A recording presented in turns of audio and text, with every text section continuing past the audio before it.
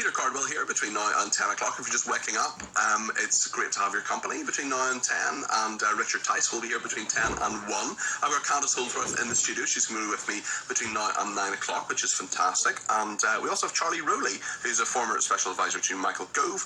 And he is going to do our paper review in just a second. But just before we do that, Benjamin Benson's been in touch and says, I'm 59, retired from the NHS. Why should I work with my pensions? I get £40 a month worse off with not needing as much fuel, etc. I'm far better off relaxing at home. I mean, Candice, we were talking about this previously. Benjamin's got a point, hasn't he? Yes, yeah, people aren't really incentivized, right? I mean, they'd be much better off sitting at home, enjoying their life, and I think the lockdown did show people that actually there's a lot more. We sort of reconnected with sitting down. Yeah, they did. Which actually, you know, when you think about people's daily grind, it really can be quite depressing. It can get you down. Yeah. You know, it's just relentless, especially when you add children into it, and then you never get any time to yourself. Well, it's all the travel as well. I think a lot of people not travelling as well, not driving to work, and not that you would know it from the media in London, obviously, but 80% of journeys in this country are by car. Sitting in traffic, you know, just even a long journey, whether you're travelling for 40 minutes or an hour or whatever to work, that can grind you down after a while. And then if you are in a position where you can work from home, and not everybody is, but if you can work from home, well, you cut all that out, and you can sort of roll out of bed at 5 to 9. Yes, but also, I mean, you eat better as well. I mean, when you end up getting back home at about 8 o'clock at night, you end up just making something quick. You know, there's a lot of weight gain. You're not eating what you want to eat. You're describing my life, Candice. My life too. But a lot of people said to me that's one of the things that they absolutely realised about themselves, that they enjoy preparing food. They enjoy preparing food for their family, having time to have lunch. All of that, that's actually very important. Yeah. And I know the Mediterranean countries have always done that, and they've always placed big emphasis on that, whereas our countries haven't so much. But maybe we're sort of rediscovering that a bit. I like the idea of a siesta. The problem is I wouldn't wake up, but I just sort of keep sleeping the whole way through the next morning. Yes. Thank you to Jill, who's been in touch on Twitter, who were talking about this story on the front page of the Sunday Times. Huge story about the bridge, the Kirk Bridge between Crimea and Russia, which has been bombed. And Jill is arguing that the bombing of the Kerch Bridge means people in Crimea are now suffering from shortages of fuel and food. Have you seen the footage on YouTube, Peter? Yes, I've seen some of it. The Crimeans are suffering, not the Russians. It's interesting, yeah. I mean, maybe we need to think about this in a slightly different way. Maybe we obviously need to examine all elements of this. And we're going to do that a little bit with Charlie Rowley, who's a Conservative commentator and former special advisor. Charlie, lovely to have you in the studio. How are you doing? Morning. Not bad. It's a bit earlier than what I'm used to, but for you, if ever I'm going to get up on a Sunday morning to do anything, it's to see you. Oh, you're so kind. You're so kind, Charlie. And I just wish you were being sincere. Anyway, I know you are. No, you're very wise. And I know you've been at Conservative Party conference this week as well, because I saw you there. You were spotted. But before we get into the Conservative aspect of things, I just wonder what you make of the coverage of this bridge bombing, because it does seem to be quite a blow to Vladimir Putin. This story in the front page of the Sunday Times is all over the media as well, in terms of the fact that commemorative stamps have apparently been issued or are about to be issued, and it does seem to be, at least whether it was Crimea or whether it was Ukraine or not, it does seem to be something of a propaganda victory for them. Totally right. And according to the Sunday Times, it happened just after 6 a.m. yesterday, and it just continues to be good news for Ukraine, it seems to be, who have, over the last few weeks, we've seen them take back control, if I can use that phrase. You can.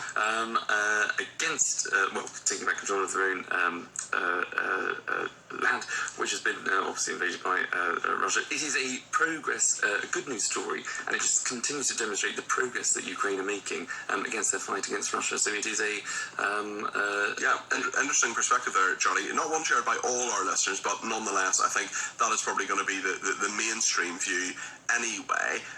Politically, then, here in the UK, I mean, what did you make of Conservative Party conference? You've been to quite a few of them. You've been a Conservative activist for some time. You've been an advisor. You've been there in a capacity. I know you're a party activist locally as well. I mean, what was your impression of Conservative Party conference in Birmingham as opposed to how it's been in other years? Well, it was a tough conference. There's no getting away from that. I think we all went into it with heightened levels of anxiety because of the situation that we found ourselves in. The economy had tanked. These were decisions that were taken very early on by Liz Truss and her Chancellor, Kwasi Kwarteng. Going into any Conservative Party conference, any conference, 33 points behind in the polls is not ideal when you have a new leader, when you're 12 years in government. You wanted it to be a... What did you make of the U-turn, Charlie? Was that something that was needed to get things back on track for the Conservative government, or did Liz Truss just capitulate? I think it was absolutely needed. I mean, clearly the message was delivered to her directly that at a time where people are facing huge energy bills, at a time where there is a cost of living crisis in this country, at a time where you have backlogs in the NHS and in our courts and justice system, primarily because of the back of COVID, now is not the time to cut tax for the most richest in society. And so it was a politically tone-deaf move, which Liz Truss has said that she's listened to and she's learned, and obviously has decided not to go ahead with that policy. That's the right thing to do. Obviously, that message was delivered loudly and clearly by my former boss. Indeed, yeah. Well, this is fascinating because the role of Michael Gove in all this, and there's something in the papers as well. Tell us what the papers are saying about Michael Gove at the moment. Well, there's been reports that he was offered a role a week before conference, so he met Liz Truss, and I think she obviously wanted to reach out to make sure that she had everybody as on side as possible. But to be fair, it's been reported that Michael obviously told his whips and told Number 10 that he was clearly against the policy a week before the conference, and obviously gave people plenty of notice. Because he was on the media just exactly a week ago, actually, on the BBC, essentially saying, I mean, not quite in so many words, but said it essentially saying he would find it difficult to vote for this, for the finance bill, for the mini budget going through. And if someone of his sort of stature within the Conservative Party and reputation, and I know that a lot of people would follow what he would do, was saying that to Liz Truss, actually in the same studio as Liz Truss, that would have been very, very serious. Oh, totally. And look, and you and I both know how these things work. It wouldn't have just been Michael acting as a lone voice, although he was the most public, as you say, going on to national broadcast to deliver that message. But there would have been a number of MPs through the channels of their own whips would have been saying the same thing. So what about these rules that Michael Gove's been offered, or allegedly been offered? What are the rules that he's been given? What has Liz Truss tried to bung him to make him shut up? Well, I think it's certainly been reported that he was offered, and it's unconfirmed reports, but you haven't asked him? I haven't asked him. You haven't been Snapchatting Michael Gove this morning? I will do immediately after this programme. And so I can't give you any sort of... How convenient. So what's he been offered? So there was there were a couple of roles coming up, apparently. You can become the ambassador to Israel and the United Emirates. I think those are as good as those roles sound. I think Michael may feel as though that he can be an ambassador for those countries if he wanted to, without officially taking up the role. He can be an advocate here in the UK. He's pretty pro-Israel, isn't he? He is. And because Liz Truss is under fire as well from various people, because, I mean, I think it's perfectly sensible to follow the Americans and move the embassy from Tel Aviv to Jerusalem. Well, that is something she's floated, following in Trump's footsteps. I'm not quite sure what the Foreign Office will think of that. That might be a controversy. A tricky one, yes, a tricky one, but it's interesting nonetheless. Candice, what do you think about moving Michael Gove to the Middle East, or alternatively, possibly in an embassy that's moved from Tel Aviv to Jerusalem? What do you make of that? I wonder if she chose him because he's not afraid to deal with controversial subjects, to go against the establishment a bit. I mean, there've been conflicting reports about Michael Gove, though. It was said that Liz Truss was naive not to give him a role because then he's going to cause trouble for her. But then, like you say, it's emerged, actually, maybe he was offered a role, but he just didn't want it. So it's kind of... What I find fascinating is the fact that Liz Truss has decided, I'm not being anti-Liz Truss here, I'm just stating facts, she made a very conscious decision to put loyalists in her cabinet. Every single cabinet member endorsed her. Now, there are people who ran against her, obviously Kemi Badenoch and Penny Mordaunt and people like that, but of all the sort of 23, 24, however many members of the cabinet it is, there's quite a few of them sitting around the cabinet table at the moment. There are other people as well. All of them were pro-Liz Truss. But it hasn't quite worked out for her, Charlie, really, has it? Because this week, a number of them were going off script, and, she wanted a very loyal cabinet. But if you can't even rely on the people who voted for you and endorsed you, how on earth are you going to persuade the people like Michael Gove, like other people who endorse Rishi Sunak, or alternatively endorse nobody.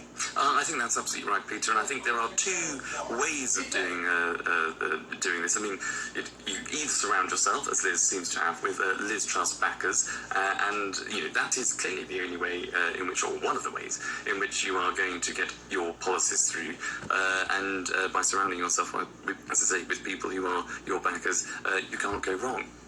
Or can you? Because it seems to have, for the reasons that you've set out, because if you don't have that broad church, and if you don't bring people with you by offering roles to people that weren't your supporters, people that backed Penny, people that backed Rishi, then of course you are alienating people and isolating people, and it becomes when you've got a lot of people that weren't on your side on the back benches to be freewheeling. And as I say, Grant Shapps was another prominent sort of I just think after 12 years of Conservative government or Conservative-led government with a coalition, you're going to have a lot of big beasts on the backbench. I mean, Grant Shapps has made his views very clear at party conference this week. You've had Gavin Williamson hasn't said anything, Rishi Sunak really hasn't said anything so far, but there are all these people, aren't there? Michael Gove's obviously the key one who has made his voice heard, but I mean that can be quite dangerous for Liz Truss, because she's clearly on the ropes already. The opinion polls are there. I mean, this is not anti-Liz Truss discussion, this is simply fact. And when it comes to Tuesday and the benefits row, what's going to happen, and what are the papers saying about that, Charlie? Well, that's exactly it. And the front page of the Sunday Times says that the PM is set to cave on benefit rise. So I think the initial thinking for Liz and Kwasi would be to not necessarily see benefits rise in line with inflation. I think they would want to see it preferred in line with wages. That's what Kwasi Kwarteng wants, isn't it? But that's just going to be the same argument, essentially saying you can find the money for the millionaires, but you can't find the money for people who are the lowest paid or have the least amount of money in our society. Precisely so. And the debate isn't necessarily, and I know I've said this before, it's not necessarily about the policies, because, of course, if you want to go for growth, you want to cut tax. It's not a crime to want to cut tax. It's not a crime to want to see people move up the income spectrum and find themselves in the highest income bracket with lower taxes in order to grow the economy. And it is no crime to want to get people off benefits and into work, and therefore if benefits rises incrementally but not as much as with inflation, in order to help people to get back into work, where it's going to be wages, not benefits, that benefit people, as it were, then it is not a bad policy on its own in isolation. The debate we're having is all about the timing. And at a time where bills are rising, when there is obviously the war in Ukraine, we're seeing the energy costs coming into effect to plight people, a general rising inflation making the cost of living harder for everybody. Now is not the time to be having a debate when it is frankly small chips whether benefits rise in terms of wages or inflation. You should go for the higher. You should help most those that are most vulnerable and those that are most in need. And that's why it seems to me that I think the PM and the Chancellor have listened to the backbenchers, and which is why we may see an announcement on Tuesday. It's interesting, the Sunday Times says that cabinet ministers are planning to ambush Liz Truss. Not much of an ambush when you read it about in the papers 2 days previously. We've got a couple of people who've been in touch. One person on Twitter saying, I'm sick of hearing about benefits not increasing enough. Career benefitists should go and get a job or two. Presently, there's no shortage of work, and think about the money saved not having to heat your house all day. Those who lived through the 70s didn't whinge. I mean, that's kind of a fair point, isn't it? Because we're in this bizarre situation, Candace, where you have something like 1 million vacancies in this country, and we're not talking about necessarily jobs that require, a university degree, for example, or a lot of study, or, there are obviously shortages of doctors, but you don't need to study for 6 years, for example, to work in the care system, to do social care, or to help people, to go into people's houses and help them with dressing, eating, washing, for example. And there are 100,000 vacancies for people in the social care sector. I mean, how do we bridge this? What's the way out of this, do you think? Because some people are saying, and there's another cabinet row, we'll talk to Charlie in a second about that, in terms of, well, actually, maybe we need more immigration. Well, it does. That system relies a lot on immigration. I do know people, close family members of mine, who work in the social care system, and it has huge amounts of turnover. People come and go. It's very easy to get those jobs, but people leave them quite quickly as well. The conditions are very hard. The pay isn't great, and it's a very, very, very difficult job to do. And absolutely. Well, my grandmother is 96 this week, and she has carers coming in 4 times a day, and they're brilliant. They're really, really good. They're very caring, very kind people, but it's a tough job. job, and it's not a glamorous job, and it's not well paid. It's not. And also, one thing people said to me is they sort of move you along quicker than you might be comfortable with. So, for instance, things with dispensing medicine. So this family member of mine was pushed to start dispensing medicine quite quickly because they need it. But she felt quite nervous about it because she didn't feel she had the training to do it. And obviously, if you make a mistake with something like that, it can be major. So maybe there needs to be more investment in the training of people, helping people feel more comfortable in the role, looking after them a bit, because it is a big thing, looking after other people. It can drain you as well. Huge responsibility, yeah. I'm sure there's a lot of emotional aspect to it as well. You're seeing people often at end of life care, or people who are in very vulnerable situations, and it's a huge responsibility. And I hate this idea when people say, oh, it's an unskilled job. It's a really important job. And there are skills you need. You need the skill of compassion. You need the skill of hard work. You need the skill of turning up on time and being reliable, which is so important, especially to people who are sitting in the house all day. If you say you're going to be there at 3 o'clock, be there at 3 o'clock. It's a very, very difficult thing. It is, and you need resilience as well, because you can walk into some very sad situations, maybe things you weren't prepared for, and you have to be able to deal with that. And you're so right, you need to be reliable. I know people whose lives have been upended because the carer just didn't pitch up. And everyone else has to be called home from work to take care of them. I mean, it's such an important role, and yet it is quite undervalued in our society when you look at how much they're paid, and the fact that there are 100,000 vacancies. I mean, obviously we're just not attracting enough people. We need to do something to get them there. On benefits again, Chris has been in touch. He says, but the only way the government can increase benefits by the rate of inflation while cutting taxes is by borrowing, and look what that did to I can't read that, sorry. What that did to the pound. I'm afraid Truss is I'm not going to read that out. Truss is not someone this person supports, shall we say. They've expressed it in a different way. And Chris has also said, if your guest thinks Ukraine blowing up a vital bridge to Russia and Ukraine is a good thing, then he should be ecstatic when World War III breaks out. So there you are, Charlie. That's a thought for you. Anyway, what else is in the papers today? Thank you. Well, I'll sleep easy tonight. Well, look, there's a talk. Well, it relates to funny enough, the issue we were just talking about in terms of the number of people and getting them into the right jobs. There is an interesting story, interesting to say the least. Page 6 of the Sun, and the headline is "Bonk for Britain." Bonk for Britain. Are you going to bonk for Britain, Charlie? Well, I should be so lucky. But in what way are we bonking? What way are we encouraged to bonk for Britain? I'm sure they'll be queuing around the corner. I'm sure they will. Absolutely. This early hour. Form an orderly queue. Yeah, quite. But it is the most ridiculous and absurd story that I've read in some time, and it's about paying parents to have more kids, and it's essentially saying that women should have more children, and they should have a tax cut for doing so in order to produce more kids, and then it is those children that will go on to fill the roles in the employment gap that we have in particular roles, and stop relying on immigration. And I just think, and it's a cabinet minister that has said... Who? Which one? They're unnamed. Unnamed, right, okay. But I know Kate Ferguson, who's written the piece, is a brilliant journalist. I'll be reaching out to her later on to find out exactly who it is. I'm sure she'll protect her sources. What is the... what do you make of this? I mean, if we're not bringing people into our economy, maybe people should be encouraged to have more children. I mean, personally, I don't think that's a great idea. But I mean, what's the logic? Well, you've told us the logic behind it, I suppose. But I mean, you think it's a crazy idea? Oh, it's ridiculous. And because you can have as many kids as you want. I think. But the idea that you, as a minister, as if we're in some sort of communist China or well, it's interesting. I mean, dictate what those kids are then going to go on and do. It's for the birds. I'm loath to point this out because I don't know if you're familiar with Godwin's law, but it was an American professor who basically said as soon as you start bringing the Nazis into it, you've lost the argument. But I mean, the Nazis did quite literally give women medals for having more than 3 children, and you got financial incentives and so on. I mean, I'm a bit nervous about bringing the only woman in the room into this conversation, but Candace, I hope you don't mind if I do. No. I mean, if someone said to you can have a tax break to have more kids, what would you think about that? No, it wouldn't incentivize me at all. I don't think those are the sorts of things that in developed countries where women have a lot more opportunities and are more educated think about. I mean, a lot of people are just quite self-limiting. 2 kids, 3 kids, they want to pursue other things. I know Eastern European countries have pursued policies like this, where they've tried to incentivize people to have bigger families, but I don't know. I think with the changing role of women it's a bit patronising, is it not? It's up to you. Yes, it really is. That's what I think. I mean, I think we've had a discussion about this before. I think it is totally up to you whether you have children or not, whether you have more children or not.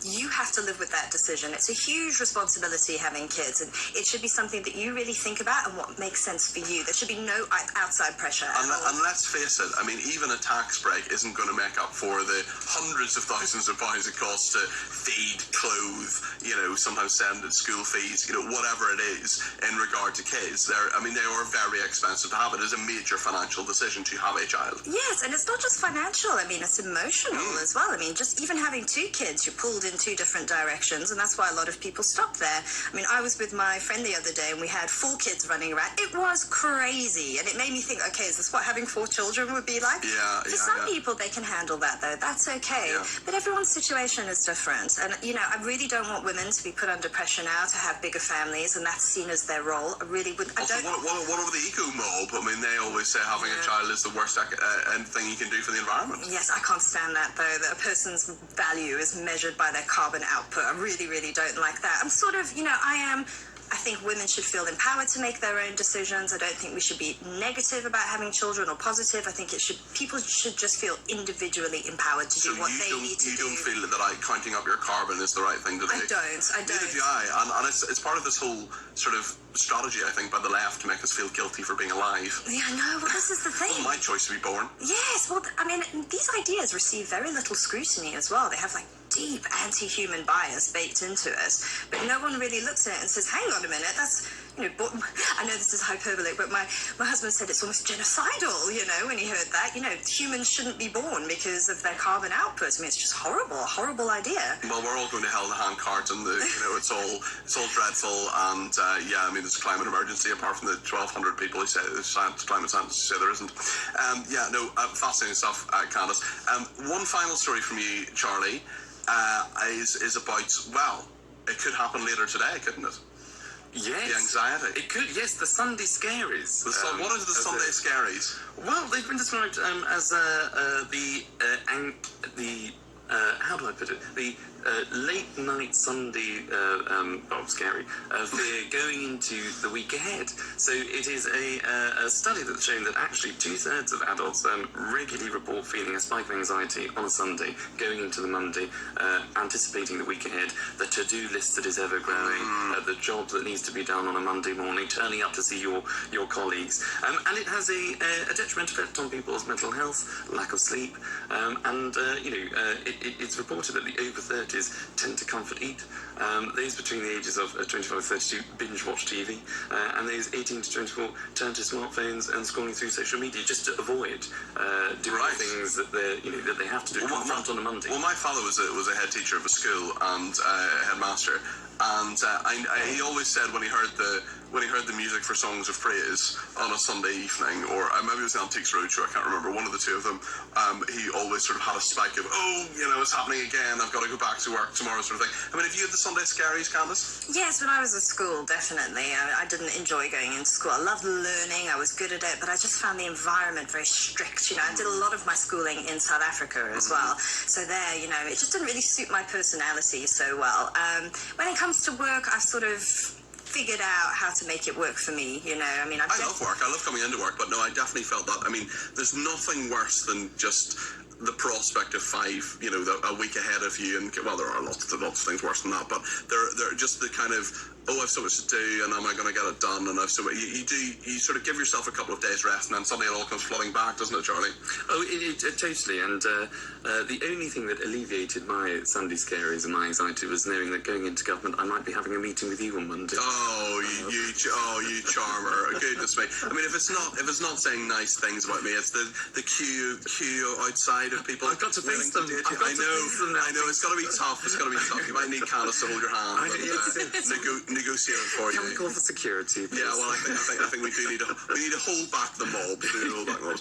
Well, Charlie, thank you so much for your paper read. That's Charlie Rowley, former special advisor. Charlie, I tell you what, you wouldn't just stay with us for another 15 minutes or so. Is that all right? We can have a little chat between the three of us? Of course. Is that all right? You're not rushing off to some important engagement? No. 7:45 on Sunday. I'm all yours. Excellent. Well, thank you. you to Stephanie in Birmingham, who's been in touch. Who says, Peter, older people are not returning to work post-pandemic. As a solicitor working at SRA, I'm not sure what SRA is, I decided I could no longer tolerate the blinkered allegiance to Stonewall, the insidious creep of the woke politically correct decisions marginalising women and the majority of staff. Well, Stephanie, thank you very much indeed for that. There are all sorts of thoughts on this, and lots around. We're going to take a little bit more of a look in the papers as well with Charlie. We're going to talk to Candace, and at 8 o'clock we're going to cross the Atlantic and go to America for the latest news there as well. Do get in touch, 03444 499 1000 if you've any thoughts on anything we're discussing this morning. You can text me on 87222 with the word talk, or you can tweet me on at TalkTV, or you can follow me at Peter Cardwell. So that number again, 03444 499 1000. If there's anything that's piqued your interest today, give us a shout. Really good to have your company this Sunday morning, and we'll be back in just a few minutes.